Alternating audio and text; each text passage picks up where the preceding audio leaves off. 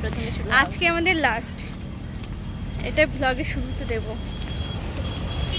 Guys আমরা এসেছি বর্ধমান সদরঘাট, তো এখানে আমাদের লাস্ট, তাই একটু থাকবো।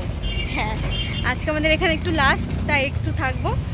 যাই হোক তোমাদের খোলসা করে বলে দিই যে আর কয়েকদিন পরে 4-5 দিন মতো পরে আমরা সব মানে কলেজ থেকে রিলিজ পেয়ে বাড়ি চলে যাচ্ছি যে যার মতো। তো এখানকার যে দামোদর নদ আছে সেখানে যাচ্ছি একটুখানি ঘুরতে। তো সবার কাছে আমি ক্ষমা প্রার্থী একটাই কারণে, এই ভিডিওটি হচ্ছে আমার 2023 সালের। তো আজ হঠাৎ মনে হলো যে আমি এডিট করে পোস্ট করি, আর সমস্ত ভিডিওটাই যেহেতু আমার স্মৃতি, তো তাই জন্যই আজকে মানে এডিট করা। তো এসেই দেখছি বাচ্চাগুলো কী সুন্দর খেলা করছে, ওদের সাথে একটু সময় কাটালাম। তারপরে দেখো জাস্ট জায়গাটা কতটা সুন্দর, দূর থেকে দেখে এত ভালো লাগছে, মনে হচ্ছে ছুটে চলে যাই। এর আগেও একবার আমি এসেছি, তো সেই সময় খুব মানে বেশিক্ষণ থাকতে পারিনি, একদম সন্ধ্যার আগে আগে এসেছিলাম, যার কারণে থাকা হয়নি। তো আমি আর আমার এক বান্ধবী চলে এসেছি দামোদর নদে।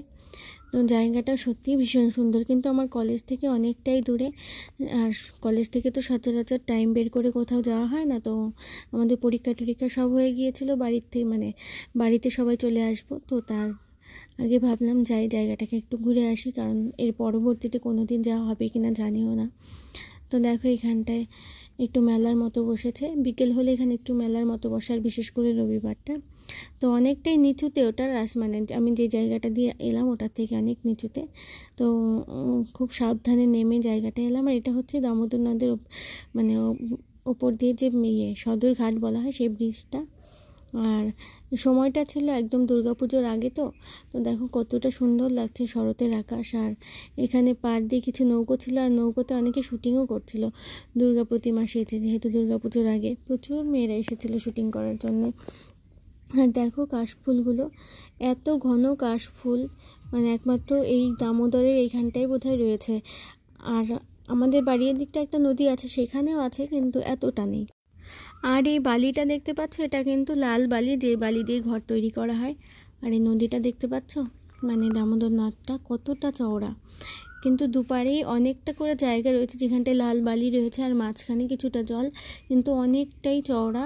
আর এই যে ব্রিজটা এত সুন্দর লাগছিল সেই সময়টা। আর এই আকাশ, শরতের আকাশ দুর্গাপুজোর আগে কাশ ফুলে এত সুন্দর, মানে আমি ওইখানটায় গেলে তোমরা বুঝতে পারবে।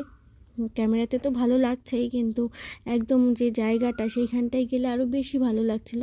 তো প্রচুর লোকজন এসেছিলো এখানটায়, প্রচুর। আর যেহেতু আমরা রবিবারই গিয়েছিলাম, রবিবারে তো সবার অফিস ছুটি থাকে, তো তার জন্য অনেকেই ফ্যামিলি নিয়ে এসছে, অনেকে নাচের শুটিং করতে এসছে, অনেকে দুর্গা প্রতিমা সেজে যে শুটিংটা হয় সেটা করার জন্য এসছে।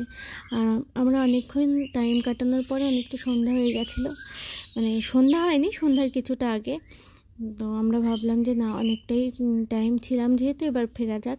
তো ফিরতে তো মন চাইছিল না, কি আর করা যাবে, এত সুন্দর জায়গা ছেড়ে কি আর ফিরতে ইচ্ছা করে। আর যেহেতু আমরা দুজনে এসেছিলাম, তো অনেকটাই দূর আমাদের কলেজ এখান থেকে। আর এই দেখো সেখানটায়ও শুটিং চলছে, কত সুন্দর লাগছে, পুরো কাশফুলে সাদা হয়ে আছে। তো এটা দিয়ে সত্যিই হয়তো বালিশ তৈরি করা যাবে। তো আমরা উপরে চলে আসলাম, এসেই দেখছি এইখানটায় পাঁপড় ভাজছে। আর এই যে পাঁপড়টা আমার এত ভালো লাগে, তোমরা আমার শর্ট ভিডিওতেও দেখতে পারবে আশা করি। তো এখান থেকে একটা পাঁপড় খেলাম বান্ধবী আর আমি মিলে। তারপরে ভাবলাম না এবার ফেরা যাক। তো সম্পূর্ণ ভিডিওটা কেমন লাগলো অবশ্যই কমেন্ট বক্সে কমেন্ট করে জানিও।